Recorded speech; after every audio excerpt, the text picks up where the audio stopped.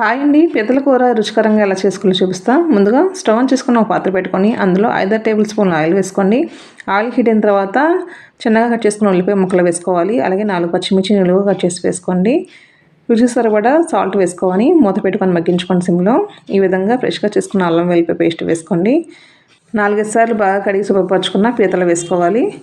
ఇందులోనే కొద్దిగా పసుపు, 2 స్పూన్ల కారం వేసుకొని అంతా ఒకసారి కలుపుకొని వాటర్ వేసుకోండి. స్టవ్ని సిమ్లో పెట్టుకొని మూత పెట్టుకొని ఉడికించుకోండి. ఇప్పుడు మరో స్టవ్ ఆన్ చేసుకొని మరో పాత్ర పెట్టుకొని అందులో కొద్దిగా జీలకర్ర, చెక్క, లవంగాలు, ధనియాలు, ఇలాచి, కొద్దిగా రైస్, 2 స్పూన్లు బియ్యం వేసుకొని ఈ విధంగా ఎర్రగా ఫ్రై చేసుకొని మెత్తని పౌడర్ చేసుకోవాలి. పీతల కూరకి ఎప్పుడు కూడా ఈ మసాలా ప్రిపేర్ చేసి వేసుకుంటే చాలా బాగుంటుందండి కూర. ఈ విధంగా మనం పొడి చేసుకున్న గరం మసాలా అంతా కూడా వేసుకొని ఒకసారి కలుపుకొని కొద్దిగా వాటర్ వేసుకొని ఉడికించుకోండి. సిమ్లోనే ఉడికించుకోండి. ఈ విధంగా కూర దగ్గర పడిన తర్వాత కాస్త కొత్తిమీర వేసుకొని స్టవ్ ఆఫ్ చేసేయండి. అంతే.